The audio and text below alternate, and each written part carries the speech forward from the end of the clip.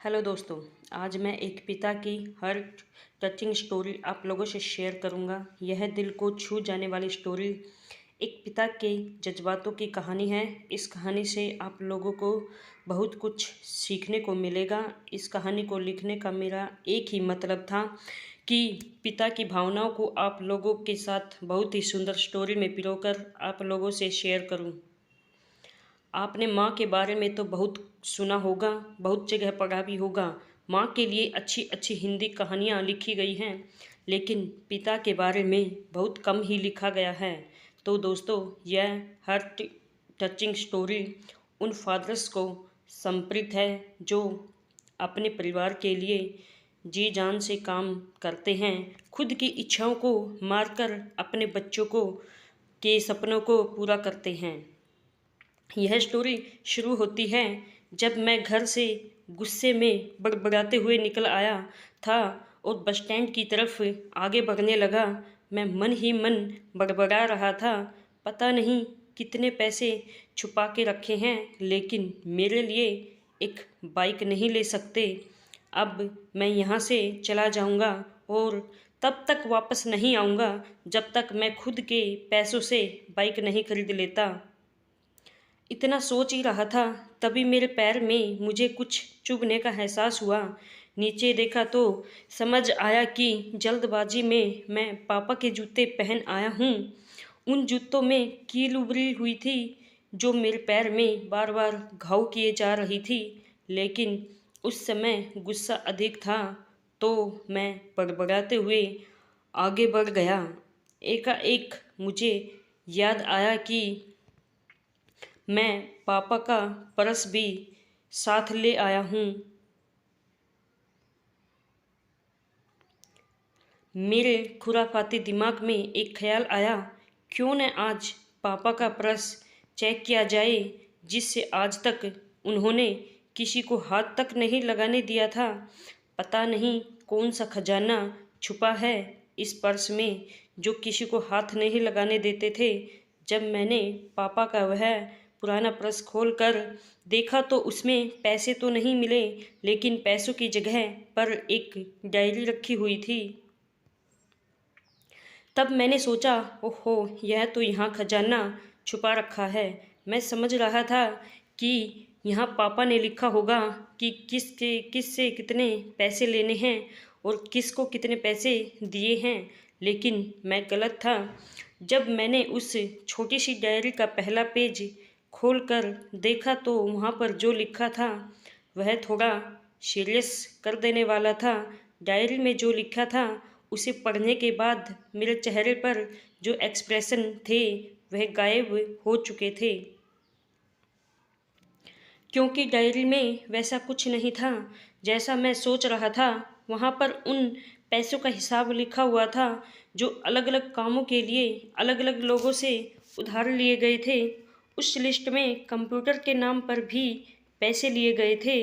कुछ यूँ लिखा था, 50,000 बेटे के कंप्यूटर के लिए। यह वही कंप्यूटर था जिससे मैं आज तक यूज कर रहा हूँ, लेकिन मुझे यह पता नहीं था उस कंप्यूटर को खरीदने के लिए पैसे कहाँ से आए थे, लेकिन आज पता चल रहा था।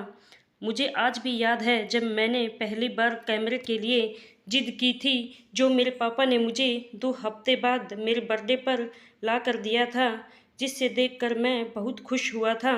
और मुझे खुश देखकर मुझसे कहीं ज़्यादा अगर कोई खुश था तो वह थे पापा। अब मेरे चेहरे से गुस्सा एकदम गायब हो चुका था। जब मैंने आगे का पन्ना पलटा तो वहाँ पर कुछ विश इच्छाएँ लिखी हुई थी। पहली जो विश थी उसमें जो लिखा हुआ था, अच्छे जूते पहनना।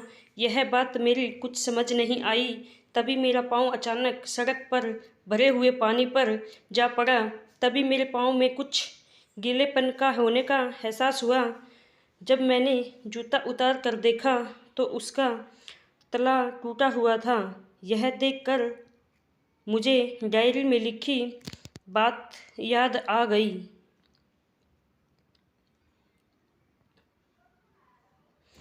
तभी मुझे माँ पापा की कही बातें भी याद आ रही थी कि कैसे माँ जब कहा करती थी पापा से, अब तो जूते पुराने हो गए, नए ले लीजिए, तो पापा अक्सर यह कहकर टाल दिया करते थे, जूते अभी और चलेंगे, अभी कुछ दिन पहले तो ही लिए थे। मुझे आज समझ आ रहा था कि कितने दिन और चलेंगे। साथ ही साथ यह भी समझ आ रहा था कि पापा पर्स को क्यों छुपा कर रखते थे। तभी उस डायरी को पढ़ते हुए बस स्टैंड पर पड़ी बेंच पर आकर बैठ गया। अब उस डायरी का आखिरी पन्ना बचा हुआ था। उस पन्ने को जब मैंने पलट कर देखा तो वहाँ कल की डेट लिखी हुई थी। तारीख के नीचे लिखा हुआ था 50,000 रुपये बाइक के लिए। बस इतना पढ़ा और दिमाग सन्न रह गया। अब मेरे मन में कोई शिकवा गिला नहीं बचा था।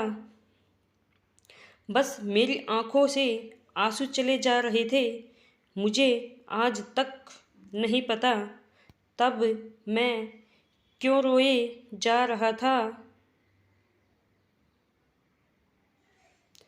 अब मैं जल्दी से घर की तरफ भागा, लेकिन जूतों की वह कील पाँव में अब तक घाव बनाने में कामयाब हो चुकी थी। मैंने जूतों को रास्ते में ही निकाल कर फेंक दिया और भागते लंगड़ाते हुए घर जा पहुंचा। लेकिन पापा घर पर नहीं थे। मैं समझ गया कि वह कहाँ थे। मैं सीधा पास वाली बाइक एजेंसी की तरफ भागा। पता नहीं आज कहाँ से इतनी ताकत आ गई थी कि मैं भागते हुए थक नहीं रहा था, और वह भी बिना जूतों के नंगे पैर। जैसे तैसे मैं बाइक एजेंसी पर पहुंचा। पापा वहीं थे। मैंने पापा को दौड़कर गले लगा लिया और मेरी आंखों से आंसू रुकने का नाम ही नहीं ले रहे थे। पापा को समझ नहीं पा रहे थे आखिर हो क्या रहा है, मैं क्यों रो रहा हूँ। मैंने पापा से कहा, पापा मुझे मोटरसाइकिल नहीं चाहिए, आप अपने लिए। अब आज से मैं जो भी करूँगा अपनी मेहनत से अपने बलबूते पर पढ़कर करूँगा। दोस्तों, बस इतनी सी थी ये कहानी।